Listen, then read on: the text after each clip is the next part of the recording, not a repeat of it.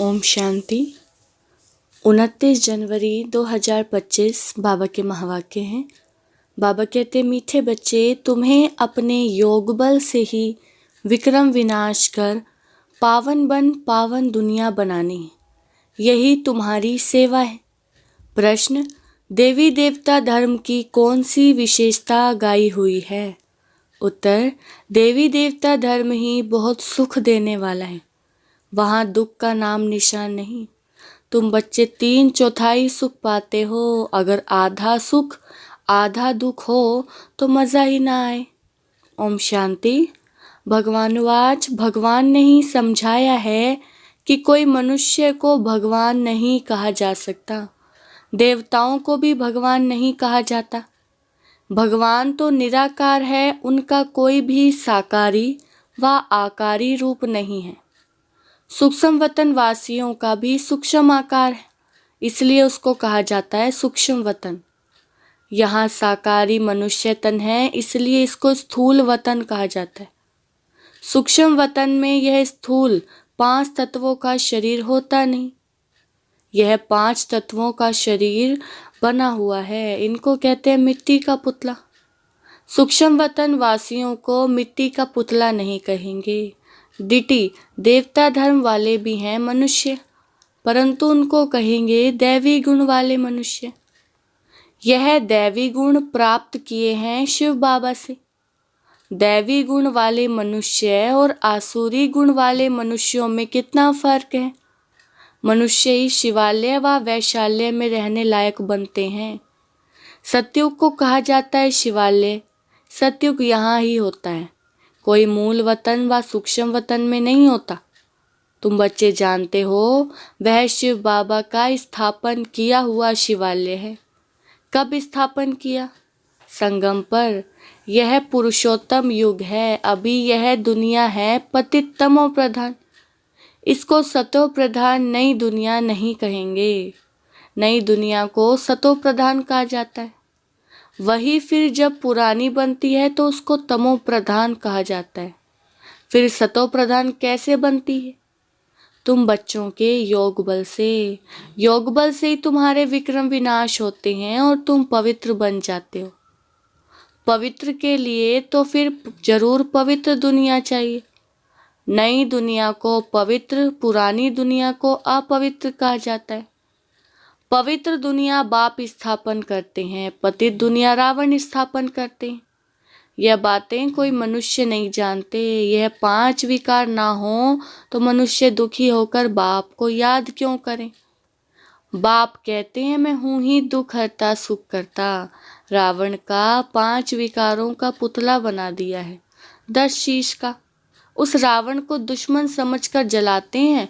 सो भी ऐसे नहीं कि द्वापर आदि से ही जलाना शुरू करते हैं। नहीं, जब तमो प्रधान बनते हैं तब कोई मतांतर वाले बैठ यह नई बातें निकालते हैं। जब कोई बहुत दुख देते हैं तब उनका एफिजी पुतला बनाते हैं। तो यहाँ भी मनुष्यों को जब बहुत दुख मिलता है तब यह रावण का बुत बनाकर जलाते हैं।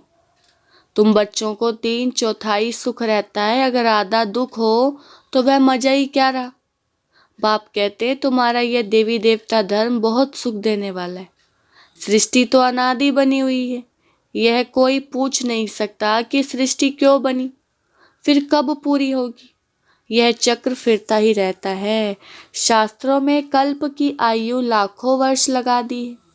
जरूर संगम युग भी होगा जबकि सृष्टि बदलेगी। अभी जैसे तुम फील करते हो ऐसे और कोई समझते नहीं। इतना भी नहीं समझते, बचपन में राधे कृष्ण नाम है, फिर स्वयंवर होता है। दोनों अलग अलग राजधानी के हैं, फिर उनका स्वयंवर होता है तो लक्ष्मी नारायण बनते हैं। यह सब बातें बाप समझाते हैं। बाप ही नॉलेजफुल है, ऐसे नहीं कि वह जानी जाननहार है। अब तुम बच्चे समझते हो, बाप तो आकर नॉलेज देते हैं। नॉलेज पाठशाला में मिलती है। पाठशाला में एम ऑब्जेक्ट तो जरूर होनी चाहिए। अभी तुम पढ़ रहे हो, छी दुनिया में राज्य नहीं कर सकते। राज्य करेंगे गुलगुल दुनिया में। राजयोग कोई सतयुग में थोड़े ही सिखाएंगे। संगम युग पर ही बाप राजयोग सिखलाते हैं। यह बेहद की बात है। बाप कब आते हैं किसको भी पता नहीं, घोर अंधियारे में हैं। ज्ञान सूर्य नाम से जापान में वो लोग अपने को सूर्यवंशी कहलाते, वास्तव में सूर्यवंशी तो देवताएं ठहरे। सूर्यवंशियों का राज्य सतयुग में ही था। गाया भी जाता है, ज्ञान सूर्य प्रगटा, अज्ञान अंधेर विनाश। तो भक्ति मार्ग का अंधियारा विनाश। नई दुनिया सो पुरानी, पुरानी दुनिया सो फिर नई होती है। यह बेहद का बड़ा घर है, कितना बड़ा मांडवा है। सूर्य चांद सितारे कितना काम देते हैं, रात्रि को बहुत काम चलता है।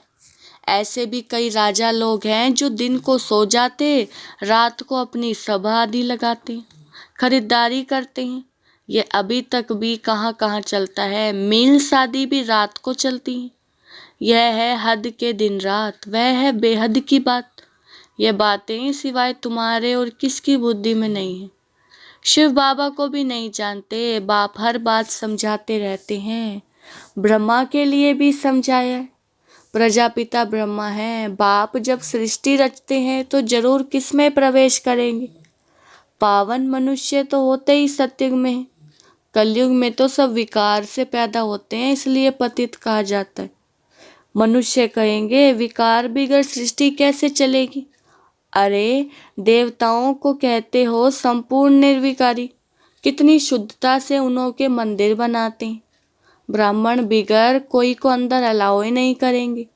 वास्तव में इन देवताओं को विकारी कोई टच नहीं कर सकता, परंतु आजकल तो पैसे से ही सब कुछ होता है। कोई घर में मंदिर आदि रखते हैं तो भी ब्राह्मण को ही बुलाते हैं। अगर विकारी तो वह ब्राह्मण भी है, सिर्फ नाम ब्राह्मण है। या तो दुनिया ही विकारी है तो पूजा भी विकारियों से ही होती है। निर्विकारी कहाँ से आए। निर्विकारी तो होते ही सतयुग में है। ऐसे नहीं कि जो विकार में नहीं जाते उनको निर्विकारी कहेंगे। शरीर तो फिर भी विकार से पैदा हुआ ना। बाप ने एक ही बात बताई है कि ये सारा रावण राज्य है। राम राज्य में है संपूर्ण निर्विकारी, रावण राज्य में है विकारी। सतयुग में पवित्रता थी तो पीस प्रॉस्पेरिटी थी। तुम दिखला सकते हो सतयुग में लक्ष्मी नारायण का राज्य था ना, वहाँ 5 विकार नहीं होते। वह है ही पवित्र राज्य जो भगवान स्थापन करते हैं। भगवान पतित राज्य थोड़े ही स्थापन करते हैं। सतयुग में अगर पतित होते तो पुकारते ना, वहाँ तो कोई पुकारते ही नहीं। सुख में कोई याद नहीं करते, परमात्मा की महिमा भी करते हैं। सुख के सागर, पवित्रता के सागर। कहते भी हैं शांति हो, अब सारी दुनिया में शांति मनुष्य कैसे करेंगे। शांति का राज्य तो एक स्वर्ग में ही था। जब कोई आपस में लड़ते हैं तो सुलह शांति कराना होता है, वहाँ तो है ही एक राज्य। बाप कहते इस पुरानी दुनिया को ही अब खत्म होना है। इस महाभारत लड़ाई में सब विनाश होते हैं। विनाश काले विपरीत बुद्धि। अक्षर भी लिखा हुआ है, बरोबर पांडव तो तुम हो ना। तुम हो रूहानी पंडे, सबको मुक्ति धाम का रास्ता बताते हो। वह है आत्माओं का घर शांति धाम, यह है दुख धाम। अब बाप कहते हैं इस दुख धाम को देखते हुए भी भूल जाओ, बस अभी तो हमको शांति धाम में जाना है। यह आत्मा कहती है, आत्मा रियलाइज करती है। आत्मा को स्मृति आई है कि मैं आत्मा हूँ। बाप कहते हैं मैं जो हूँ जैसा हूँ और तो कोई समझ ना सके। तुमको ही समझाया है मैं बिंदी हूँ। तुम्हें यह घड़ी घड़ी बुद्धि में रहना चाहिए कि हमने 84 का चक्र कैसे लगाया है। इसमें बाप भी याद आएगा, घर भी याद आएगा, चक्र भी याद आएगा। इस वर्ल्ड की हिस्ट्री ज्योग्राफी को तुम ही जानते हो। कितने खंड हैं, कितनी लड़ाई आदि लगी। सतयुग में लड़ाई आदि की बात ही नहीं। कहाँ राम राज्य और कहाँ रावण राज्य। बाप कहते हैं अभी तुम जैसे कि ईश्वरीय राज्य में हो, क्योंकि ईश्वर आया है राज्य स्थापन करने। ईश्वर खुद तो राज्य करते नहीं, खुद राजा ही लेते नहीं, निष्काम सेवा करते। ऊंचते ऊंच भगवान है सब आत्माओं का बाप। बाबा कहने से एकदम खुशी का पारा चढ़ना चाहिए। अतीन्द्रिय सुख तुम्हारी अंतिम अवस्था का गाया हुआ है। जब इम्तिहान के दिन नजदीक आते हैं उस समय सब साक्षात्कार होते हैं। अतीन्द्रिय सुख भी बच्चों को नंबरवार है। कोई तो बाप की याद में बड़ी खुशी में रहते हैं, तुम बच्चों को सारा दिन यही फीलिंग रहे कि ओहो बाबा, आपने हमें क्या से क्या बना दिया। आपसे कितना ना हमें सुख मिलता है। बाप को याद करते प्रेम के आंसू आ जाते। कमाल है, आप आ करके हमको दुख से छुड़ाते हो, विषय सागर से क्षीर सागर में ले चलते हो। सारा दिन यही फीलिंग रहनी चाहिए। बाप जिस समय तुमको याद दिलाते हैं तो तुम कितने गदगद होते हो।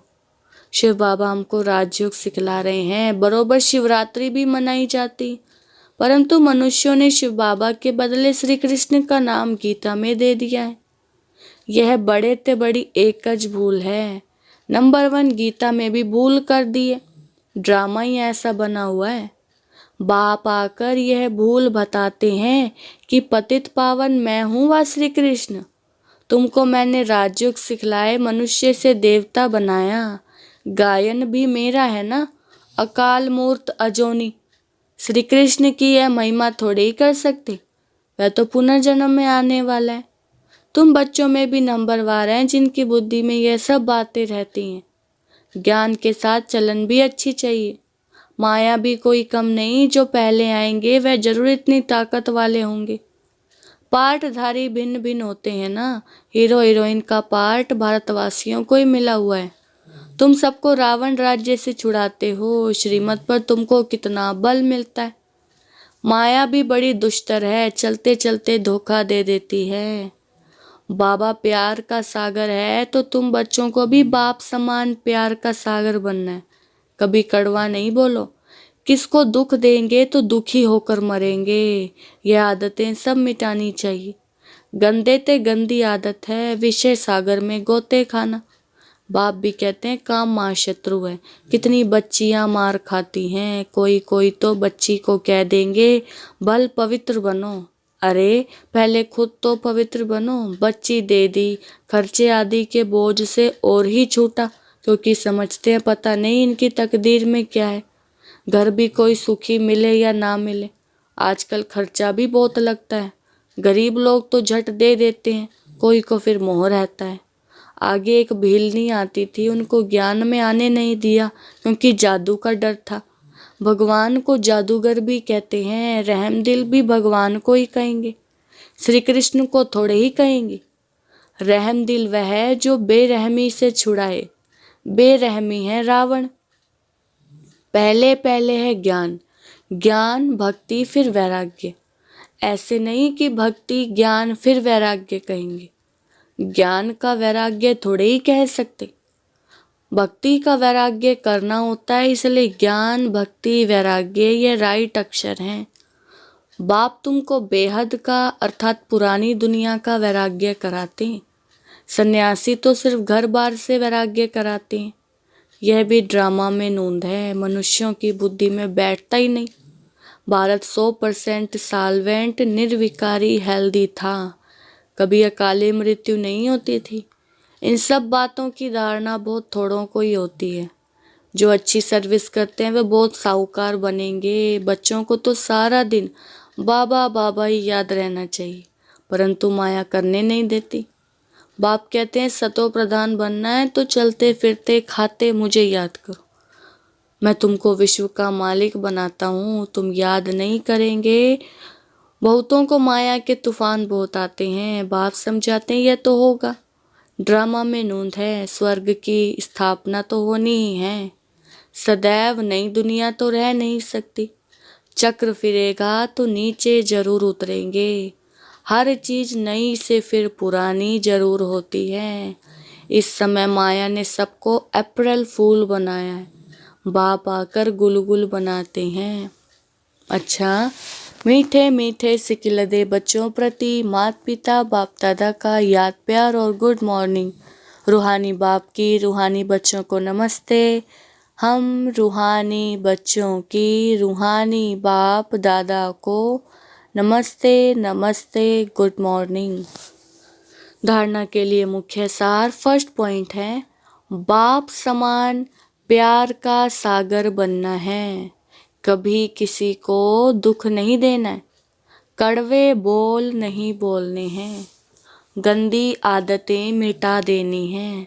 दूसरा पॉइंट, बाबा से मीठी मीठी बातें करते इसी फीलिंग में रहना है कि ओहो बाबा, आपने हमें क्या से क्या बना दिया, आपने हमें कितना सुख दिया है। बाबा, आप क्षीर सागर में ले चलते हो, सारा दिन बाबा बाबा याद रहे।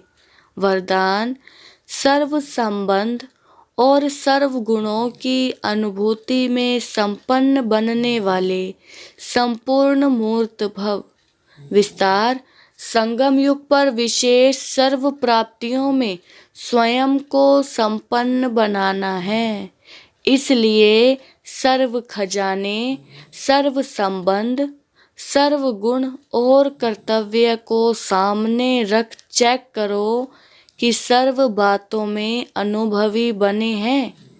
यदि किसी भी बात के अनुभव की कमी है तो उसमें स्वयं को संपन्न बनाओ। एक भी संबंध व गुण की कमी है तो संपूर्ण स्टेज व संपूर्ण मूर्त नहीं कहला सकते। इसलिए बाप के गुणों व अपने आदि स्वरूप के गुणों का अनुभव करो, तब संपूर्ण मूर्त बनेंगे। स्लोगन, जोश में आना भी मन का रोना है, अब रोने का फाइल खत्म करो। अपनी शक्तिशाली मनसा द्वारा सकाश देने की सेवा करो। मनसा सेवा करने के लिए सर्व शक्तियों को अपने जीवन का अंग बना लो। ऐसे बाप समान परफेक्ट बनो जो अंदर कोई डिफेक्ट ना हो। तब श्रेष्ठ संकल्पों की एकाग्रता द्वारा अर्थात मनसा द्वारा स्वतः सकाश फैलेगी। अच्छा, ओम शांति।